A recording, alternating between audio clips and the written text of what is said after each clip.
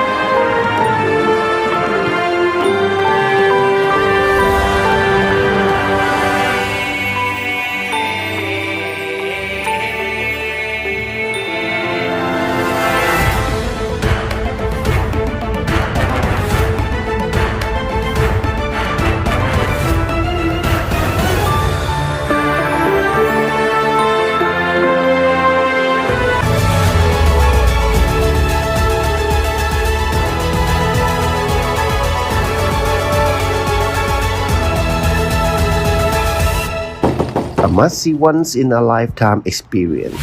Siam Pyramid Phuket, world-class culture entertainment.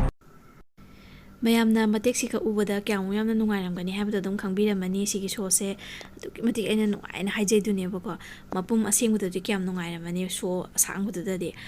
mi mayam ga si mang sida asengboina mi aseng ngatani ko se pai mayam se ado moigi hena yamna nungaiba haigadra moigi aduna moigi hospitality phajabase mi kutingmak moise leib mi kutingmak se aduki matik yamna mi se welcome je harau harau tamna oe yam phajai aduga yamsu saukhali ko phajaba mapam yam semgale tourist ki lakning ba pukning jingchinba jaga se yamna lai tumaina phajan semgale do koina akoi gi su sumaina koi ram je sumaina semga targa di koi su tourist yamna laaga yam phani ko adi koi gi senmilon da yam kana gani na khanjai aduga ngasai gi kaino awogi mi amada lupa lising tari chawnga haibado adugi ticket to adoma su sigi sosi yimbiram tardine lising tara ore su pamude na harakani ba compulsory harakani ko yam china nungai na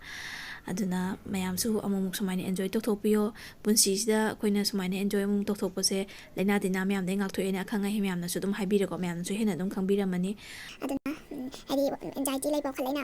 mayam lay da ko ko ni bang ha sumaina mu mai thokpa kaw thokpa lang base yamna darkar oi me ba khoi dadi mayam hena khangbiramgani adu matang ina kana haida su aduna khoi yam hara harang na yam tina nungai khre adu sumaina tawraga sina hara hara kaina bagi matam do yoksale mayam photo khre sum hapchare mayam nokthi nokna bi kana ko ai sakse sum memory oina ba na mayam puni yamina sena hapcha bane ai sakse ti mayam